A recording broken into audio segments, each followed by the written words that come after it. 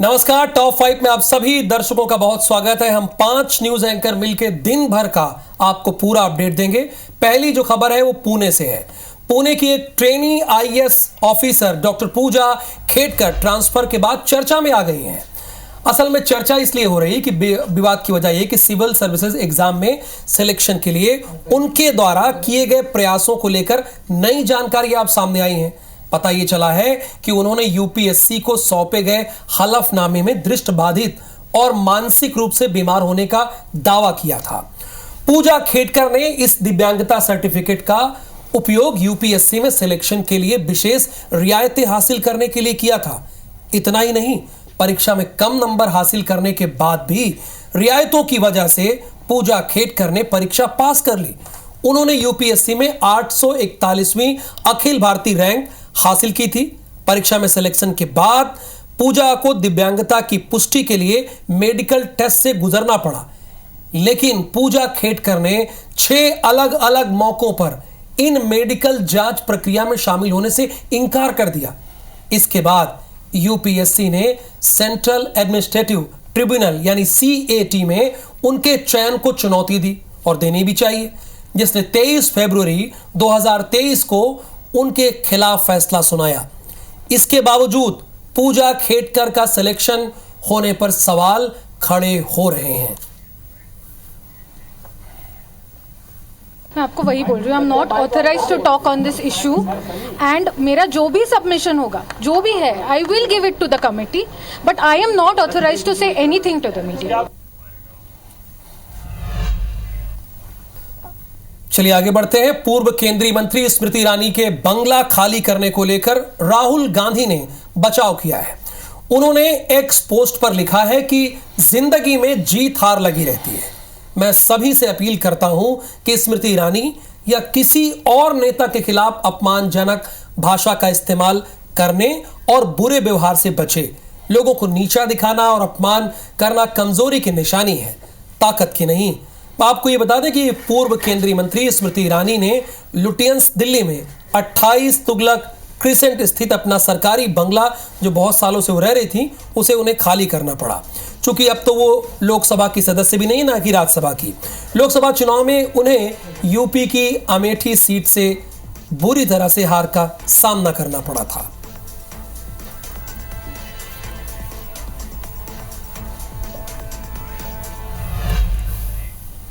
तो बड़ा दिलचस्प वो चुनाव भी था, बड़ा दिलचस्प ये ट्वीट भी, जिसमें राहुल गांधी ने अपील की है कि कोई भी किसी का अपमान न करे। किसी को नीचा दिखाना कमजोरी की निशानी है, मजबूती की नहीं। तो 25 जून को केंद्रीय सरकार संविधान हत्या दिवस मनाएगी। केंद्र सरकार ने नोटिफिकेशन इसके लिए जारी कर दिया है।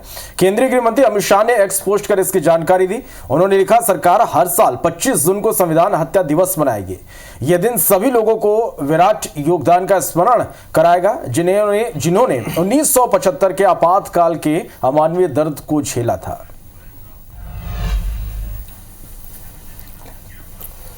और आगे बढ़ते हैं। मुख्यमंत्री अरविंद केजरीवाल को सुप्रीम कोर्ट से बड़ी राहत मिल गई है।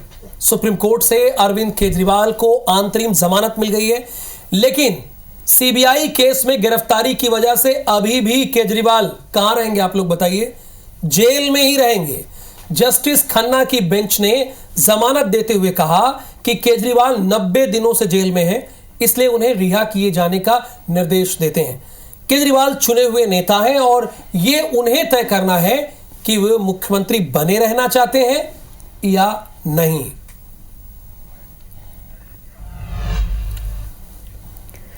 तो इधर हाथरस हादसे में सुप्रीम कोर्ट ने सुनवाई से इनकार कर दिया है। जनहित याचिका पर सुनवाई से इनकार किया है। सुप्रीम कोर्ट ने याचिकाकर्ता को हाई कोर्ट जाने को कहा है। सुप्रीम कोर्ट ने कहा कि ऐसे मामलों के लिए हाई कोर्ट पर्याप्त है। इधर नेपाल में लैंडस्लाइड ने तबाही मचा रखी है। लैंडस्लाइड के बाद 2 सवारी बसें त्रिशूली नदी में बह गई।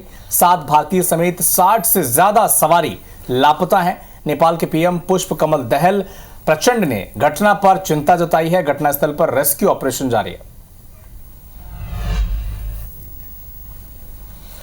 Hollywood star Kardashian sister Mumbai पहुंची। अमेरिकी मॉडल किम और क्लो कार्दाशियन मुंबई पहुंची हैं। दोनों अनंत अंबानी और राधिका की शादी में परफॉर्म करेंगे। इससे पहले प्री वेडिंग में रिहाना, जस्टिन बीबर आ चुके हैं। आज अनंत राधिका की शादी होगी।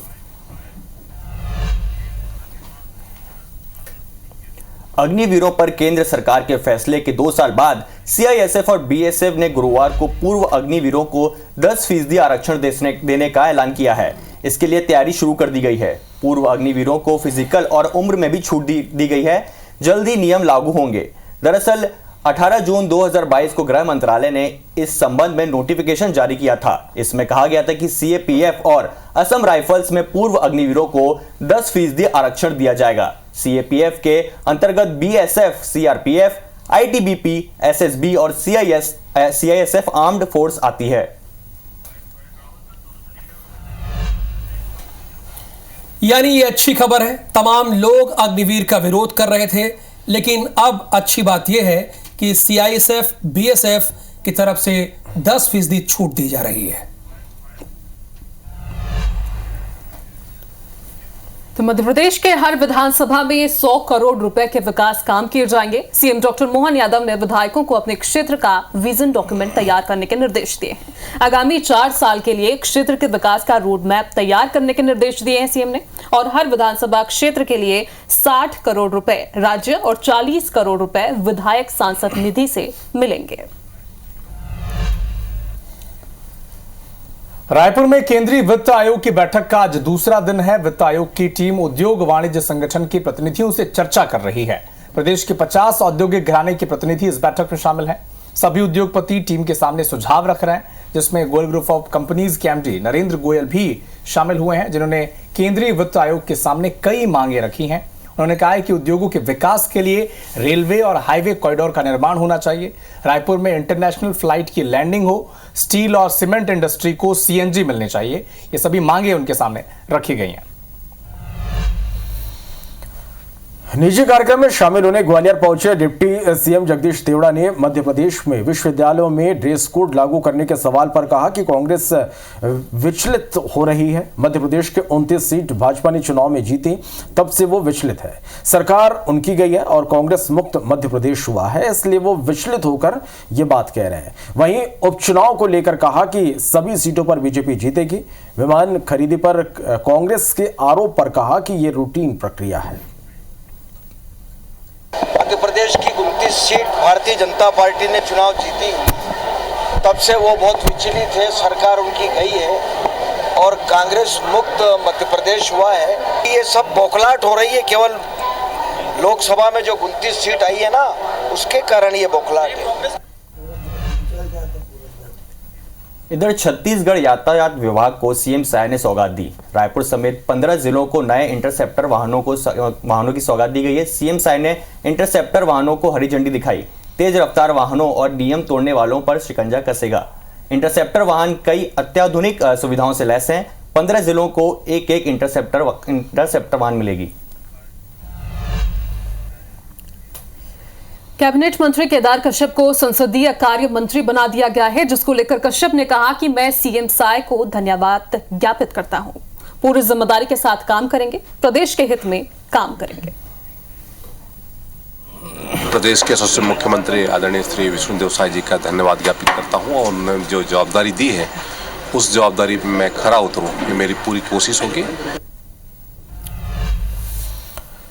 सिवनी जिले के कान्हीवाड़ा थाना क्षेत्र के एक युवक की पिटाई का वीडियो सोशल मीडिया पर वायरल हो रहा है। आरोप यह है कि नशा मुक्ति अभियान चलाने की आड़ में छतरपुर गांव के सरपंच और कांग्रेस के नेता सुधीर जैन ने पहले युवक की जमकर पिटाई की, फिर लोगों को उकसाते हुए उसे जूते की माला पहनाई। सरपंच केवलारी विधायक रजनीश सिंह ठाकुर के करीबी माने जाते हैं। मामला कान्हीवाड़ा थाना क्षेत्र के छतरपुर गांव का है। पीड़ित ने इसकी थाने में शिकायत भी कर दी है। उस पर हमने सरपंच के खिलाफ और महिलाओं के खिलाफ मुकदमा कायम कर लिए हैं, नई धारा BNS के तहत, और उसकी कार्रवाई की जा रही है। रायसेन में दंपति ने दलित नेता संतोष अहिरवार से मारपीट की है। नेता पर पैसे मांगने, शराब मांगने का आरोप लगाया गया। मारपीट का वीडियो अब सोशल मीडिया पर वायरल हो रहा है। बरेली थाना के सामने की यह घटना बताई जा रही है। भोपाल में दो बीजेपी नेताओं, बीजेपी जिला उपाध्यक्ष राम बंसल और पार्षद अशोक बारण के बीच विवाद हो गया। पौधारोपण कार्यक्रम के दौरान नेताओं में तीखी बहस हुई। एक पेड़ मां के नाम कार्यक्रम के दौरान बहस हुई है। बैरागढ़ के साधु वासवानी स्कूल में कार्यक्रम का आयोजन किया गया था और नेताओं के बीच विवाद हुआ, जिसका वीडियो वायरल हो रहा है। इधर ग्वालियर में कलेक्ट्रेट परिसर में युवती ने रील बनाई। कलेक्ट्रेट परिसर में युवती ने फिल्मी गाने पर यह रील बनाई है, जो कि अब वायरल हो रही है। रील बनाने पर लोगों ने आपत्ति भी जताई है, साथ ही कलेक्टर से मामले की शिकायत भी की है।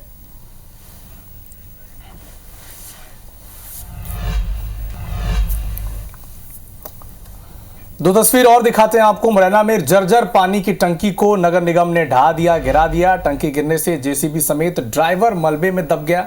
ड्राइवर की स्थिति फिलहाल गंभीर बताई जा रही है। अस्पताल में भर्ती हैं। अधिकारियों को बिना बताए ठेकेदार ने यह टंकी गिराया था। सब इंजीनियर ऋषिकेश शर्मा को निलंबित कर दिया गया। इस मामले में लापरवाही बरतने पर नगर निगम के कमिश्नर ने यह एक्शन लिया है। पानी टंकी तोड़ने वाले ठेकेदार को भी नोटिस जारी किया गया है। पुरानी हाउसिंग बोर्ड कॉलोनी का यह मामला बताया जा रहा है।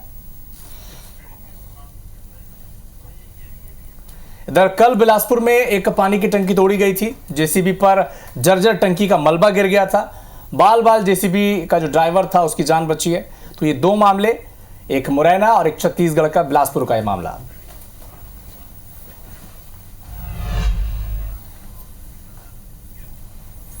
चलिए आगे बढ़ते हैं और वाड्रफ नगर आपको लेके चलते हैं। गड्ढे में डूबने से दो मासूम की मौत हुई है। एक ही परिवार के दोनों बच्चे हैं। घर बनाने के लिए गड्ढा खोदा गया था। मां के साथ नानी के घर ये बच्चे गए थे। रघुनाथ नगर थाना क्षेत्र के केसारी गांव पड़ता है, ये वहीं का मामला है।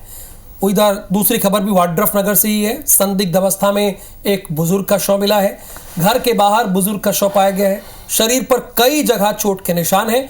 हत्या की आशंका जताई गई है। पुलिस टीम मौके पर मौजूद है। ये डिंडोरी चौकी क्षेत्र की घटना है।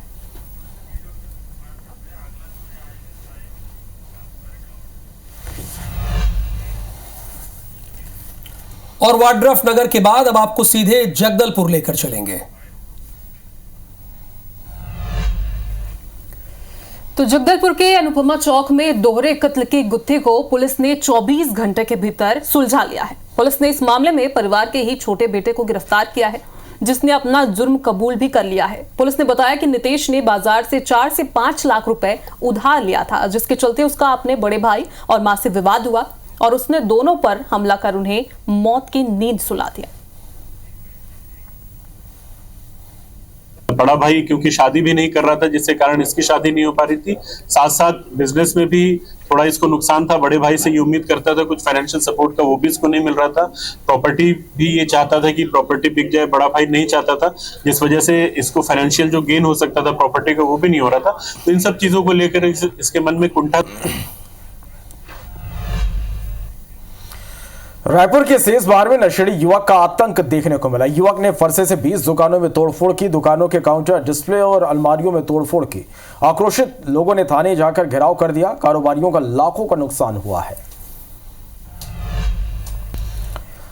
बालोद में अवैध कब्जे पर प्रशासन का बुलडोजर चला। 47 निर्माणाधीन दुकानों पर यहां कार्रवाई की गई है। कई सालों से व्यापारी कच्चे दुकानों में व्यापार कर रहे थे। व्यापारियों को पहले भी नोटिस जारी हो चुका था। कल मामले को लेकर व्यापारी विरोध पर धरने पर बैठे। प्रशासन ने कड़ी सुरक्षा के बीच कार्रवाई की।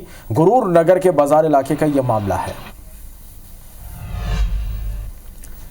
इधर रायपुर स्थित इलेक्ट्रिक वाहन की एजेंसी में आग लग गई। ई रिक्शा और सामान जलकर खाक हो गया।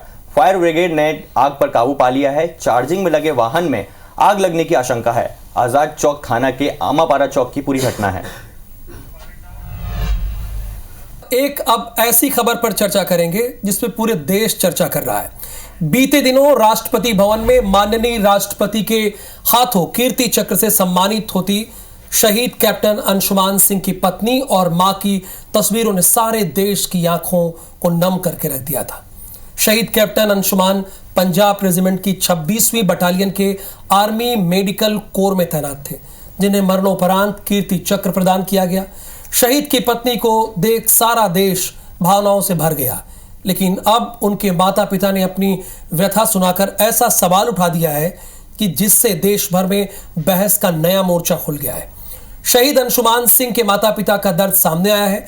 अब शहीद के माता पिता अपने बेटे का कीर्ति चक्र देखने के लिए तरस रहे हैं और उनके पास कीर्ति चक्र नहीं है। असल में शहीद अंशुमान सिंह की पत्नी स्मृति सिंह ससुराल से अपने मायके गुरुदासपुर चली गई हैं। वो अपने साथ अपने शहीद पति की सभी यादों को भी लेकर गई हैं। शहीद के पिता ने यह कहा कि 5 महीने की शादी थी, बेटा शहीद हो गया, बहू कीर्ति चक्र लेकर मायके चली गई, हमारे पास कुछ नहीं बचा। ऐसे बहुत केस आ रहे हैं, बहुएं चली जा रही हैं, उनके हाथ में सम्मान नहीं देना चाहिए। IBC 24 की डिबेट में भी शहीद अंशुमान के पिता रवि प्रताप सिंह लाइव जुड़े। उन्होंने क्या कुछ कहा वो आपको सुनना चाहिए। मेरी बहू 3 तारीख को गई थी तो 26 मद्रास रेजिमेंट से जो उनके बिलोंगिंग्स, और वो एक बार उस बॉक्स को देखने नहीं गई हमारी बहू। जो भी पेपर से आप उनको दे दें, लेकिन हमारे एक बेटे का अगर बनियान भी हो तो हमारे पास भेजें। और वो फिर हमारे पास आया और वो सारी चीज़ें हमारे पास हैं। और हम जब उनको मिलने गए थे तब भी हमने यही कहा कि मुझे कोई भी पैसा, भगवान ने हमें इतनी सलाहियत दी है कि मैं अपने परिवार का भरण पोषण कर सकता हूँ, मुझे कुछ भी नहीं चाहिए, लेकिन ये सम्मान आप जो सरकार देगी वो आप उनकी पत्नी को, माता को ग्रहण करने दें। इधर छपरा से एक वीडियो वायरल हो रहा है। एक जगह काफी सजावट की गई है, मगर बारिश के बाद वहां लगभग घुटने तक पानी भर गया। इसी पानी को क्रॉस करते कुछ लोग नजर आ रहे हैं। कुछ लोग सज धज कर आए हुए हैं और उस जगह जा रहे हैं जहां सजावट की गई है। लोग यहां दावत करने आए थे।